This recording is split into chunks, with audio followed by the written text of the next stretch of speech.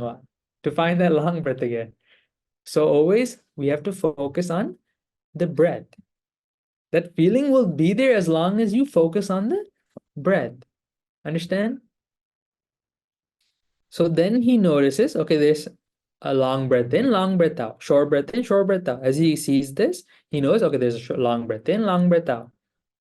So up till now, we've been forcefully, there's bothers to meditation, and we talked about this in a previous class, which was the 5 hindrances. You guys remember that? We said there are 5 bothers to someone who wants to focus on some meditation, which was, can you guys see this? There's sensual desire, ill will, dullness and drowsiness, restlessness and remorse, and doubt. Okay? So far, up till now, we've been suppressing this with force. That means we're forcefully suppressing these 5. Why? We're simply focusing whenever, let's say, a sensual desire, we think about our family. Immediately we come back to focusing on the breath. Then we remember someone who yelled at us, ill will arises. Again, we come back to the breath. And then we feel like, this is enough for today, I'm going to stop meditating. Dullness arises. Again, we come back to the breath. We feel sleepy. We come back to the breath. Then we think, no, I'm going to try practicing a different meditation. And then our mind keeps switching from one to another. And then again, what do? We come back to the breath. And then our mind says, are you sure? What about, like, am I doing this right? Maybe this isn't what you're supposed to do right now. Maybe you're supposed to do something else right now. Again, we come back to the breath. So as he does this, he's forcefully, as these hindrances come, as these bothers come up, as these enemies keep coming, what does he do? He forcefully suppresses them. He forcefully doesn't think about them. He comes back to thinking about the breath. And then as he does this, then he comes to the next step, which is 𝗙𝗵𝗁𝗂𝗶 𝗪𝗵𝗂 𝗂𝐵𝗁𝗂. That means aware of the breathing process, aware of the body of the breath. He sees, he breathes in, breathes out. That means at this point, you don't feel your body. You don't know, you don't feel your legs, you don't feel your arms. All you feel is the breath going in and the breath going out. That's all you're aware of. It's like you don't recognize, you feel like you're just a piece of air, really. You feel like there's a breath coming in and a breath coming out, and you're aware of the breath coming in through the beginning, the middle, and the end, and then the breath coming from the end to the middle to the beginning. Does that make sense? So at this point, you're only aware of the breathing process. That means you're not aware of that your hands and how your hands and feet are. You're simply aware of the breath. Nothing else you're aware of. Here, some people say, oh, I feel like I was floating. I felt like I felt very light. So someone who comes to this stage, he experiences those kinds of things, but he's only aware of the breath, the breathing, the body of the breath. Does that make sense? Everyone understand? Okay, and then so as he does this, he feels a happiness even more than before. There's something like if it fills you with happiness, all of your body is filled with happiness. And you feel a very, very pleasant feeling. It's very rapturous. You feel like you want to be in the state forever. It's a very, very pleasant feeling. And then what does he have to do? Naturally, as he practices, still focusing on the breath, slowly his breath starts to calm down. Imagine someone just ran a marathon, okay? Okay, let's say someone ran 100 meters. Someone just sprinted 100 meters. And then what does he do? He's breathing in harshly, right? He's breathing in and he's breathing out and taking quick breaths in and quick breaths out. But then what happens? He sits down, drinks a glass of water, and then slowly what happens? His body starts to cool down, right? And then what happens to the breathing? The breathing is less and less harsh. It slows down, it calms down. In the same way, now as he focuses, he feel the breath starts to calm down. So it says, 𝗪𝗏 𝗪𝗂𝗂 𝗏𝗂 𝗪𝗂𝗂. Calming the entire breathing process, he breathes in. Calming the entire breathing process, he breathes out. Now he's aware of this. Now his breath is getting very much softer. And this feeling is even better than the feeling before. How is that? Imagine someone grabs your hand, is holding onto your hand very tightly. You feel it, right? It's a very, very gross feeling, like you feel it. It's very crude and you can feel that feeling. It's very rough, okay? And then imagine this little baby, okay? So newborn baby, and have you guys ever felt newborn baby? Their hands are very, very soft. Their limbs are very, very soft. So what do some people do when they have make a little fist? What do they do? Some mothers put their little finger in there, right? And then the baby grabs onto the finger, and for them it's a very, very pleasant feeling. That baby grabbing onto your finger is very, very soft. So in the same way, now this breathing process is very, very soft. It's very, very subtle. And that feeling is much greater. That happiness you get from that is much greater than what you've experienced so far. So as he calms the breath, then now if someone has been doing this correctly, there might arise a problem, which is as he practices this, it could be when there's a short breath, that means the short breath in, short breath out. It could be when he sees only the breathing process, or it could be when the breathing process softens. When he calms the breathing process, he might try to look for his breath, and it might not be there. He'll be like, where's my breath? Am I breathing right now? And he can't find the breath. Understand? It's like his breath disappeared. Then at that moment, you have to ask yourself a few questions. One of them is, okay, well, I can't feel the breath. Who doesn't have a breath? Well, a dead person doesn't breathe. Then you ask yourself, am I dead? No, I'm not dead. I've been doing anapanasati. I'm not dead, right? So you ask yourself, no, I can't be dead. And then there's no breath in the fourth dhyana. When you come to the fourth dhyana and the formless dhanas, that means high meditative states, also the breath disappears.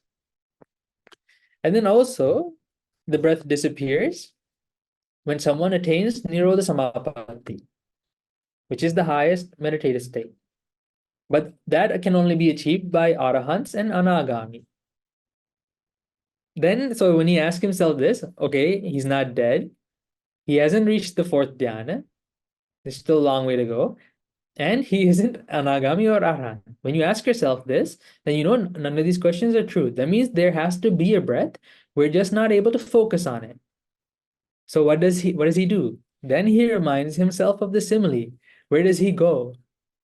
That just like that wise farmer who doesn't walk in the forest, what does he do? He goes back to where he knows that the ox will come. Where is that? Where we initially focused on, either the tip of the nose or the roof of the nose. Remember, I said that's why it's so important. Then he comes back to that and he sees, oh, the breathing is very, very soft. As he focuses on that, he's able to find it. He's able to identify it. Then he sees, oh, the breath has become very, very soft. That's why I'm not able to identify it. Understand? So as he does it, then he's able to identify it and grab hold of the breath again. And then what does he do? He keeps breathing in and breathing out mindfully while calming the breathing process. Now at this stage, the 5 hindrances are suppressed, not forcefully. They're suppressed. We're not forcing them down. They've become suppressed. And now we're not forcefully establishing mindfulness. Mindfulness has been established. Understand? So at this point, the 5 hindrances have been suppressed if he's come to this stage correctly. And there's joy, there's rapture, there's applied thought and sustained thought, and there's concentration of the mind. So those are the signs of the first dhyana. So at this point, he's come to the first dhyana. Understand? So as he comes to this stage, he's in the first dhyana. He's come to that high meditative state. So that's why this, like, you don't need to go searching for dhyanas when you practice anapanasati. When you practice breathing meditations, you don't need to think, I wish I had a dhyana. I wish I was able to do this.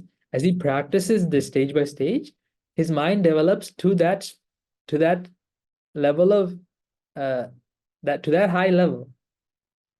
Understand? So in order to identify, there's these 10 signs. That's why I said if those 10 signs are there, he's done this correctly, which is the 5 hindrances are suppressed.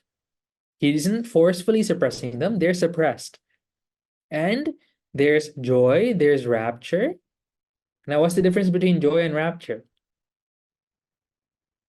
Now, in the commentary, it's imagine like this. Let's say you're crossing a desert.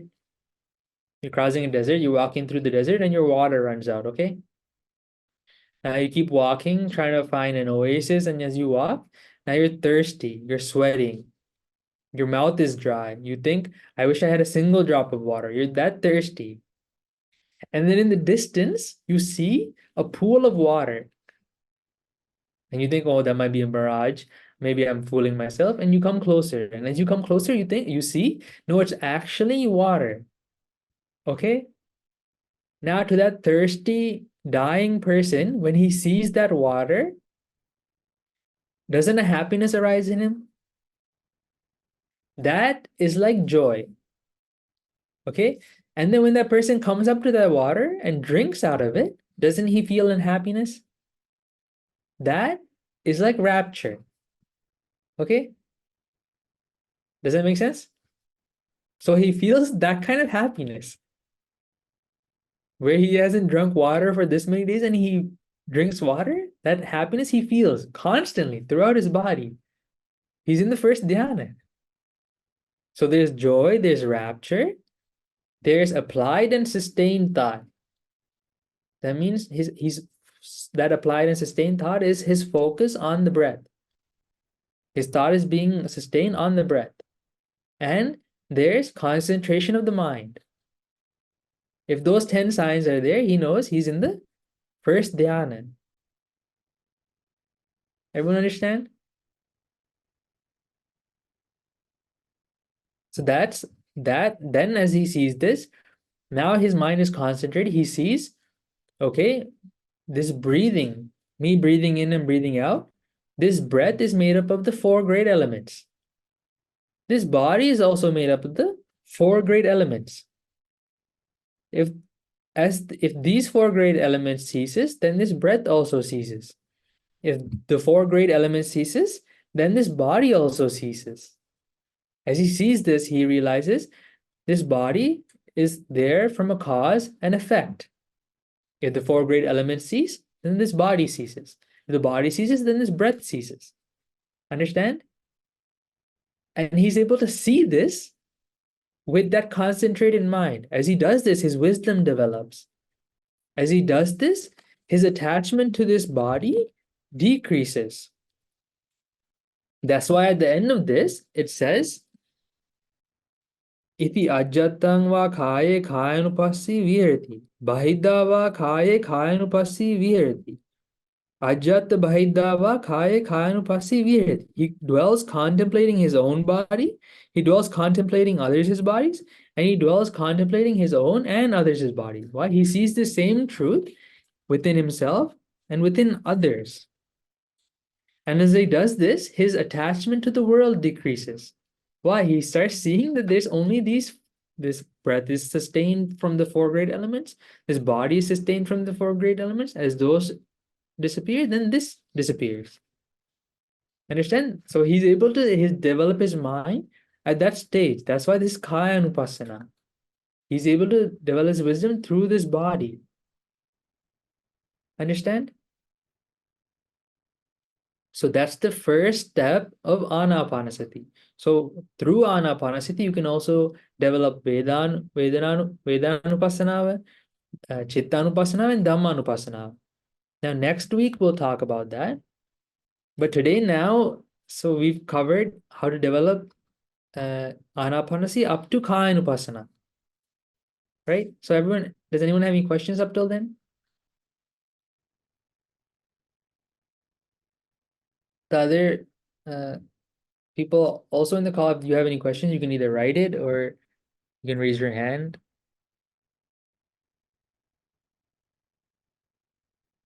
Any questions? Everyone, you understood everything?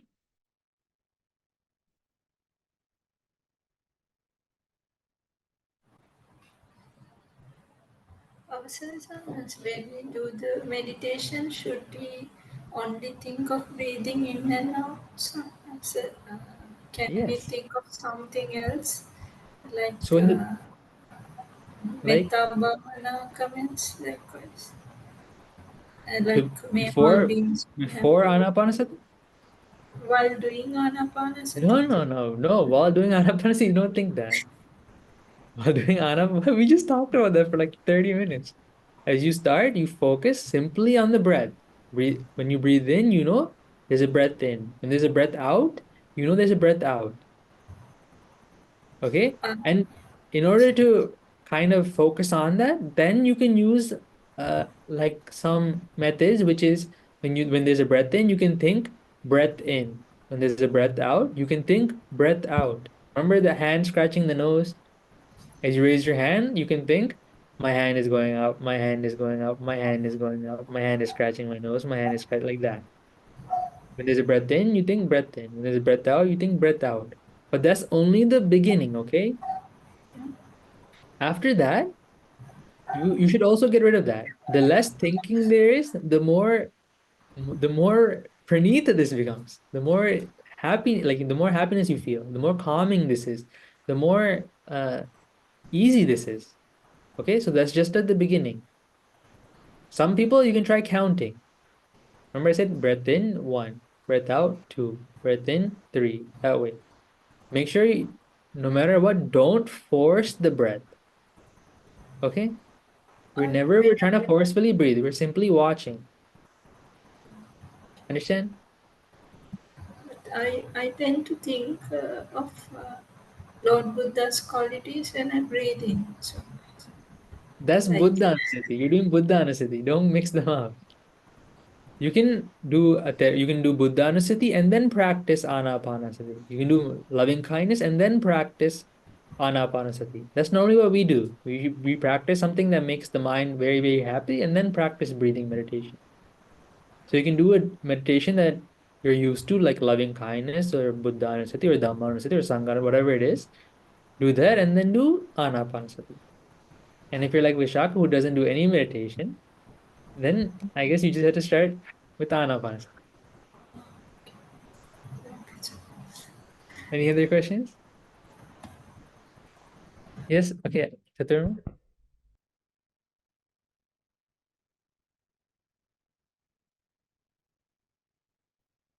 Akshay Sangnansa, while doing this breathing meditation, usually I start focusing the breath in the top of the nose.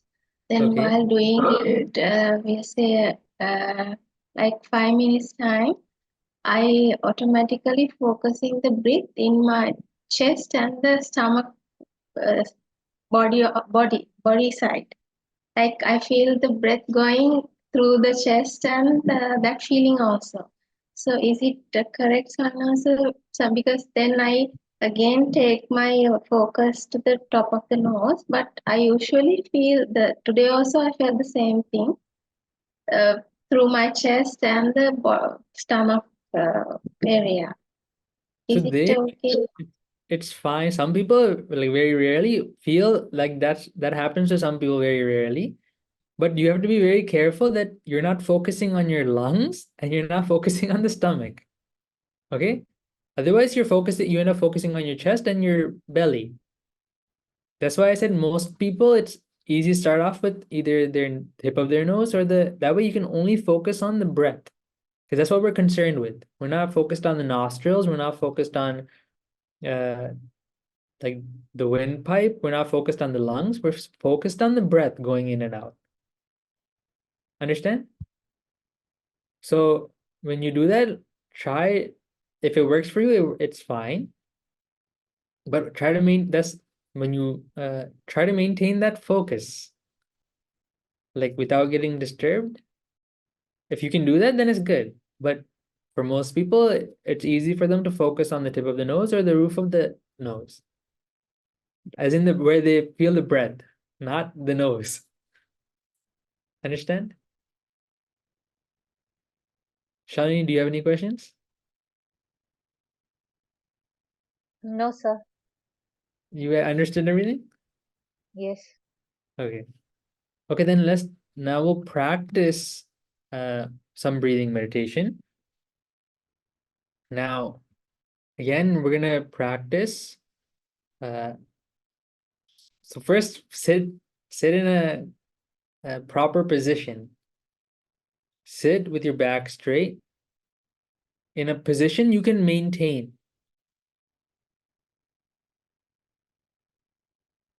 Don't lean on anything.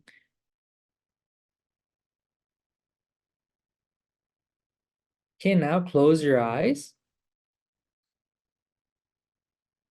And then first, be mindful, just be aware of how you're sitting, how your hands are. Be aware of how your head is. If your head is tense, let go of the tension. Around your eyebrows, maybe it's tense, let go of the tension. And then your shoulders might have lots of weight on it. Let go of the weight there. But keep your back straight. It's very, very important. And then now, be mindful of how your hands are placed, of how your legs are placed. Now, think for these next few minutes, I'm simply going to focus on my breath. There will be external sounds. There will be external thoughts. There might be all kinds of bothers. Maybe your leg becomes itchy. But through all of this, I'm simply going to go back to focusing on the breath.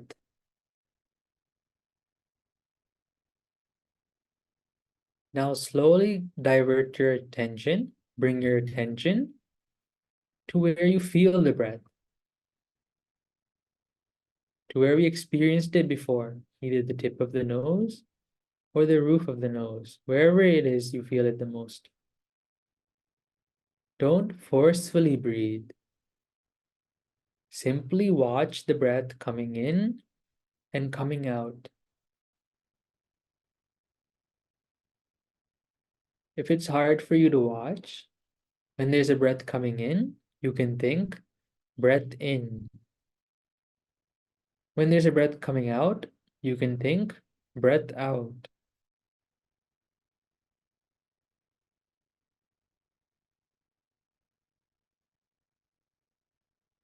but simply only focus on the breath. Don't forcefully breathe. We're simply watching the breath.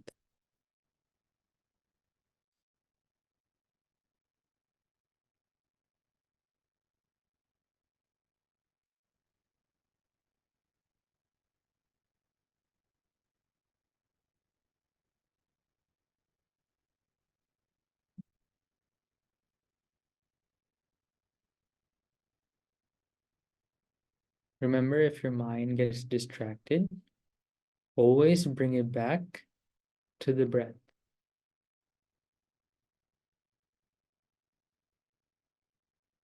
Just like a river flowing past, as this river flows past, we're simply bystanders. We're simply watching the breath. We're simply watching this river flow. We're not doing anything to bother it. In the same way, we're simply watching the breath. As it comes in, we know there's a breath in. As it goes out, we know there's a breath out.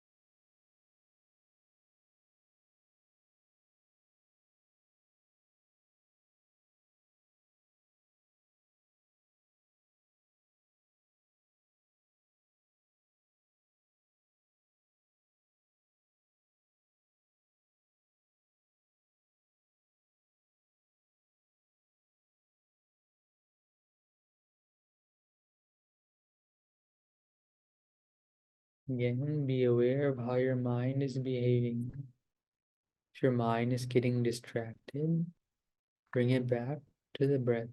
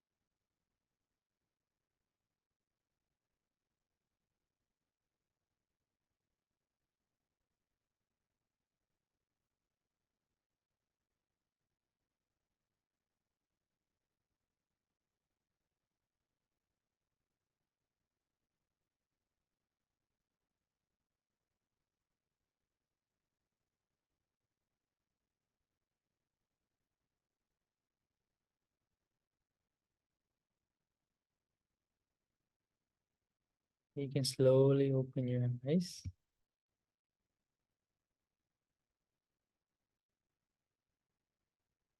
Now you might have 𝗙𝗎 there. 𝗙𝗎, open your eyes. So when we first start off by practicing this, you'll realize how weak our mindfulness is. You'll see how like instantly our mind goes from focusing on the breath to like something very, very random, and it keeps jumping. So in the beginning, it's like that. Like even I'm sitting here, I couldn't breathe properly because my back is bent because of this chair. So then I end up forcefully breathing. That's why the position, like the posture you sit with, is very, very important. So without resting on anything is the best, because that way the breath goes in freely and freely in and freely out.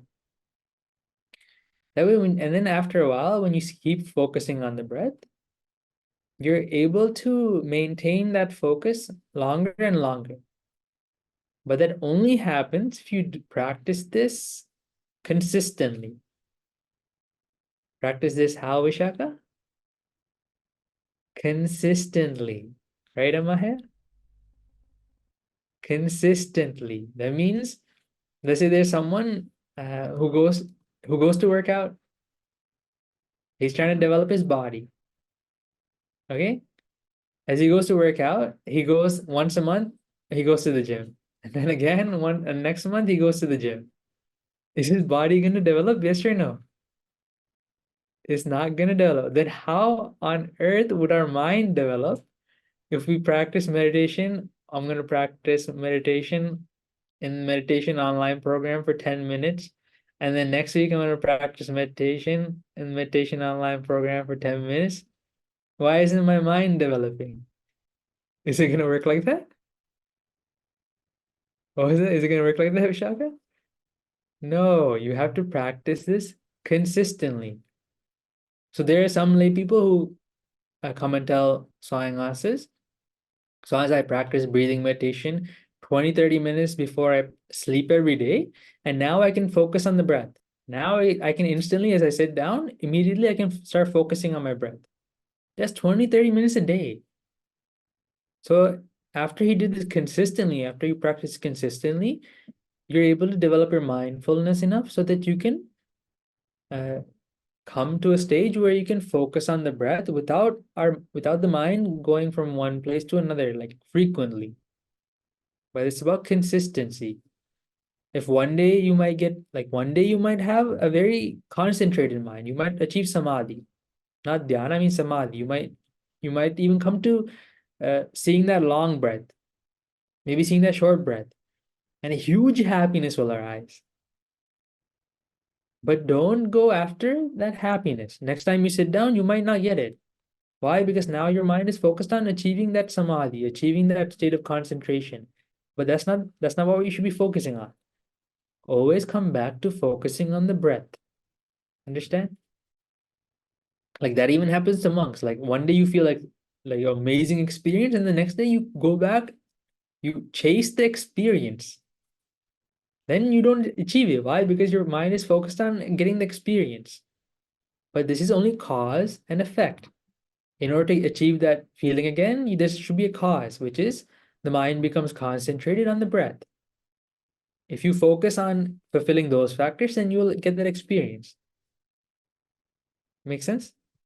But it's mainly meditation is always, whenever you develop anything, is about consistency. Whether it's this body or this mind, it's about consistency. So finding the right time, finding the suitable location, finding the suitable posture. If your back hurts, you should do it like whatever it is to maintain a posture, you should practice those methods so that you can practice it for longer. So exercises, stretching, those are all helpful. Nothing there's nowhere it says you shouldn't do these things. Whatever it is that helps you to practice this meditation, you should do that. Because the pleasure, the feeling you experience from this is very, very is much different than any happiness we get from our normal life. Like the happiness you get from watching a movie or listening to a song is not like this happiness. This is something beyond that. In the discourses, it's mentioned as divine happiness. It's something that exceeds the feeling that Devas experience. Does that make sense? But in order to achieve that, in order to get to that state, you need to consistently practice. So that's where we'll end today. Does anyone have any questions about what we learned? Vishaka, you have a question? I missed the 10 signs. The first one is the 5 hindrances are suppressed. No, that's 5. Each of the hindrances is 1. And then, so I have joy and rapture, and then That's 2. concentration. Concentrate. Your mind is concentrated. 𝗵𝗾𝗂𝗏 vela. 𝗵𝗾 ekanga vela. So concentrated, and then there's applied thought and sustained thought. Those are the 10 signs. Does that make sense? Yes. So Amaya, you can teach this to your mom now? Are you guys confident enough to be able to teach this to someone? You need to come to that level of confidence so that when you sit down, there's no doubt arising. Shalini, you can teach this to someone now?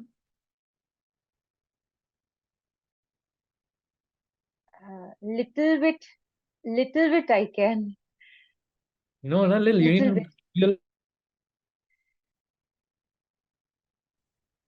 need to be able confident enough that I can explain this. I think so. Little bit I can explain. Okay. Okay. Ruin, you can explain this?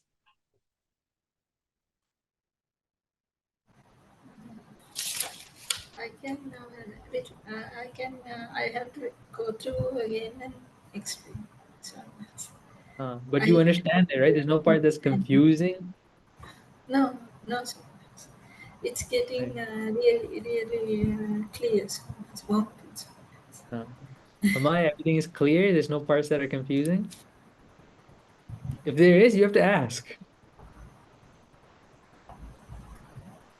Is there a part that's confusing? Huh? I think everything's clear. What? Everything's clear, sir. Chaturma, you understood everything?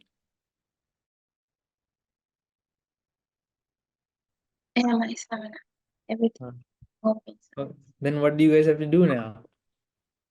We have to Yeah, now you have to pretend like you didn't listen, you didn't come to meditation online, you didn't listen to any of this, and then go back and then go to sleep, and then delete everything from your mind, and then go back to practicing meditation before you sleep in bed, thinking that you're going to develop your mind, but really deep down you want to fall asleep.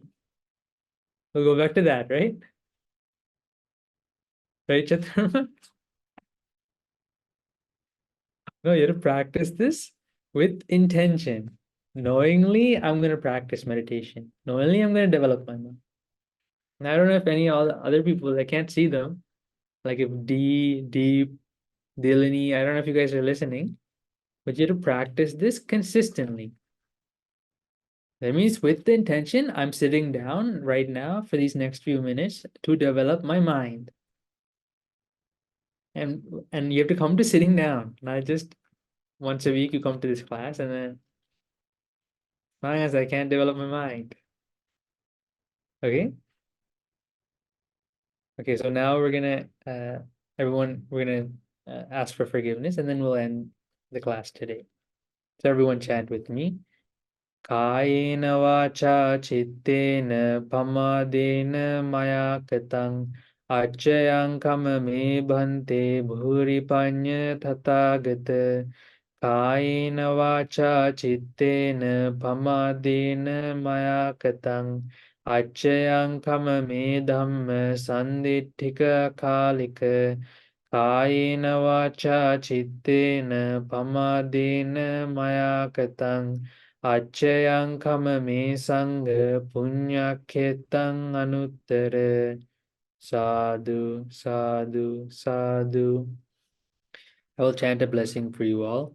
Abhivadana 𝗙𝗟𝗔 niccang vardhāpachaino chattaro dhamma vaddanti ayuvanno sukham balang ayurarogya sampatti sagga sampatti mevacha ato nibbana sampatti minate samijjatu. May you all be happy, healthy, and well.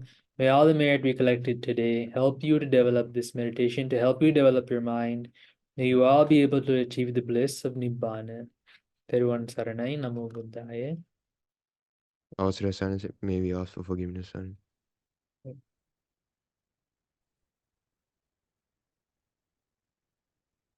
ඕකාස වන්දාමි බන්තේ මයා කතම් පුඤ්ඤං සාමිනා අනුමෝදිතබ්බං Sadhu sadhu namodami. සාමිනා කතම් පුඤ්ඤං මයිහං දාතබ්බං Sadhu sadhu anamodate. සාදු සාදු අනුමෝදාමි. ඕකාස ద్వාරත්තේන කතං සබ්බං අච්චයං ගමතමේ බන්තේ Amami kamitabang. ඕකාස කමාමි බන්තේ ဒ ුතියම්පි ඕකාස කමාමි බන්තේ තතියම්පි ඕකාස කමාමි May බන්තේ. you all be happy and well. 𝗪ᵣ Saranai, Namo Buddhaya. If anyone has any questions, you can ask now. Does anyone have any questions?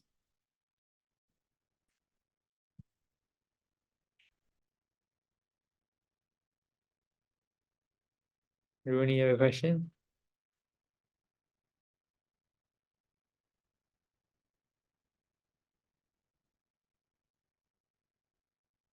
No?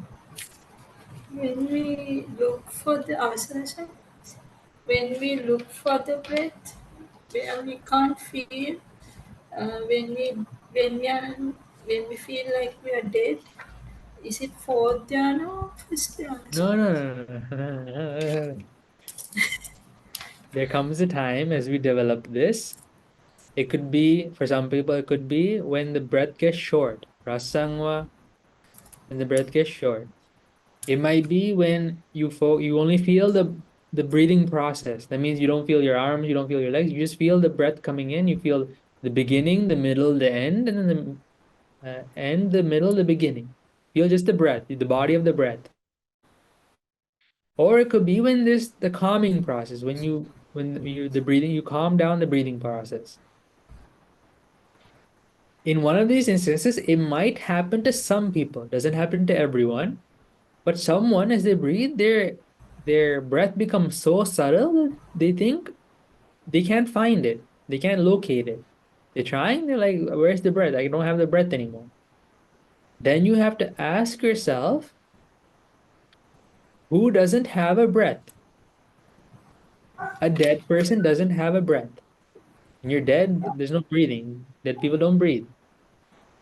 And then if someone is in the fourth dhyana, if someone has reached the fourth dhyana or the formless dhyanas, okay, then he doesn't have a breath. We're nowhere near the fourth dhyana. So the answer is, okay, I'm not in the fourth dhyana, I'm not in the formless dhyanas. Then when someone reaches Nirodha Samapatti, that's the highest meditative state, then that person also doesn't have a breath. But that can only be achieved by someone who's anagami, which is a non-returner, and an arahant, a fully enlightened person. We are neither anagami or arahant. We're not fully enlightened. So the answer again is no. We're no to all three questions. Then what do we do? Just like when that ox escaped, where does the farmer wait? The farmer waits at the watering hole, where he knows he's going to come back. So where does he wait? Where does he look? He looks at where he knows the breath, where he can find the breath, which is where we felt it the very first time, where it's it's easy to identify, either at the tip of the nose or inside the roof. And then when he concentrates on that, he's able to again focus and find the breath again.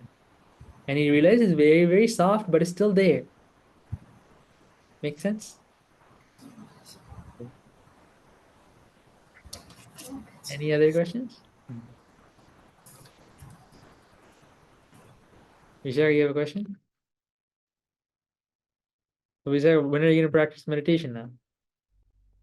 Today. Huh? Tonight.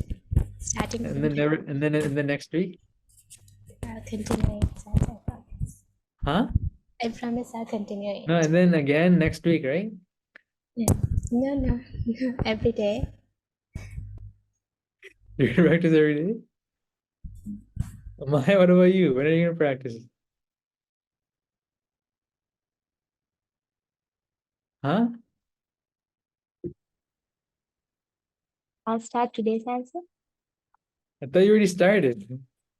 Yeah, my answer I did, but I'll start today with the Paramprasna, the Anapanasati meditation. And then everyone here, after now you guys know how to start. Someone asked at the beginning, is it okay to breathe? At the beginning, is it okay to breathe purposely? No, it's not okay to breathe purposely. At the beginning, so if you end up breathing forcefully, maybe your posture is messed up. Like, so today in my this chair, the posture is messed up, and my body is bent. So then I have to forcefully breathe. Otherwise, I can't breathe properly. But if your posture is good, then all you have to do is first you become mindful of how your body is. Remember, we first mindful of how our head is, how our shoulders are, how our arms are. Then you simply divert your attention without forcefully breathing. That means forcefully breathing is with you knowingly breathe in and breathe out. That means you take a breath in when you want to take a breath in. You're not watching, you're not a bystander. You're like forcing it. Does that make sense? What you want to do is simply watch the natural breathing process coming in and coming out. Now, it's easy, forcefully breathing. So it says, I really don't know whether I'm breathing purposely or not. To identify that, try to think forcefully breathing is like you think you want to breathe and then you breathe. Like now focus on you blinking. Focus on your blinks. Now you're gonna end up forcefully blinking.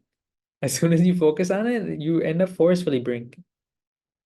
But in normal state, you blink, but you're not aware that you're blinking. Does that make sense? When you come to focusing on the breath, you might end up forcefully breathing. But what you want to do is, I don't want to add any outside force to this. I'm just gonna watch. Try to think of that. Think I'm only gonna watch. I'm just a person who's watching. And then try to let your body naturally breathe. In the beginning, you might end up forcefully breathing, but again, think, no, I'm gonna let my body naturally breathe. And then try to make your mind distant from your breath, meaning you're just like watching it. I don't know how to explain it. You just have to practice it, I guess. Does that make sense? To whoever asked that question? Okay. Any other questions?